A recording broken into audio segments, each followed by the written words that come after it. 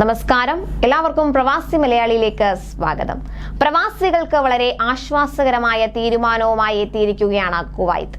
പ്രവർത്തനം നിലച്ച കമ്പനികളുടെ വിസയിൽ എത്തിയ തൊഴിലാളികൾക്ക് വിസ മാറ്റത്തിന് അനുമതി നൽകുമെന്ന് മാൻപവർ അതോറിറ്റി അറിയിച്ചു. രാജ്യത്ത് പ്രവർത്തനം നിലച്ചതോ കടലാസിൽ മാത്രം നിലനിൽക്കുന്നതോ ആയ കമ്പനികളുടെ വിസയിൽ എത്തിയ തൊഴിലാളികൾക്ക് ഇത്തരത്തിൽ സ്പോൺസർഷിപ്പ് മാറ്റാൻ കുവൈത്ത് അവസരമൊരുക്കിയിരിക്കുകയാണ്. മാൻപവർ അതോറിറ്റിയിലെ പരിശോധനാ വിഭാഗത്തിലെ ഡാറ്റ റെക്കോർഡിംഗ് മോണിറ്റർ ആയ ബഷായർ അൽ മുതൈരിയാണ് ഇക്കാര്യം അറിയിച്ചത്.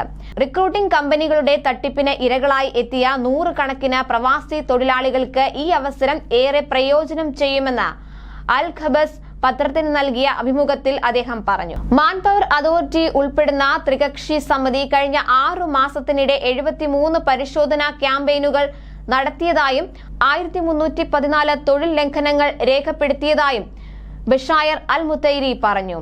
2029 തൊഴിലാളികൾക്കെതിരെ ഈ വർഷം നിയമ നടപടികൾ സ്വീകരിച്ചു. സ്വകാര്യ മേഖലയിൽ ജോലി ചെയ്യുന്ന 600 വീട്ടുജോലിക്കാർ ഇക്കാലയളവിൽ പിടിയിലായതായും അദ്ദേഹം കൂട്ടിച്ചേർത്തു.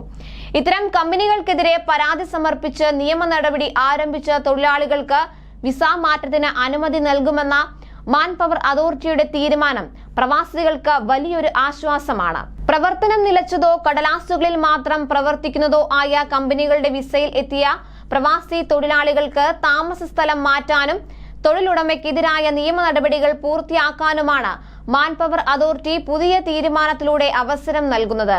രാജ്യത്ത് പ്രവേശിച്ചതിന് ശേഷം കമ്പനിയുടെ ഫയലുകൾ അടച്ചുപൂട്ടിയതിനാൽ തൊഴിലാളികളെ കുറ്റക്കാരായി കാണാൻ പറ്റില്ലെന്ന് വിലയിരുത്തിയാണ് വിസ മാറ്റത്തിന് അവസരമൊരുക്കാൻ മാൻപവർ അതോറിറ്റി തീരുമാനിച്ചിരിക്കുന്നത്. എന്തായാലും തട്ടിപ്പിനിരയായി കുവൈറ്റിലെത്തിയ പ്രവാസി തൊഴിലാളികൾക്ക് ഏറെ ആശ്വാസകരമായ തീരുമാനമാണ് കുവൈറ്റ് എടുത്തിരിക്കുന്നത്. കൂടുതൽ പ്രവാസി വാർത്തകൾക്കായി ഈ ചാനൽ സബ്സ്ക്രൈബ് ചെയ്യുക.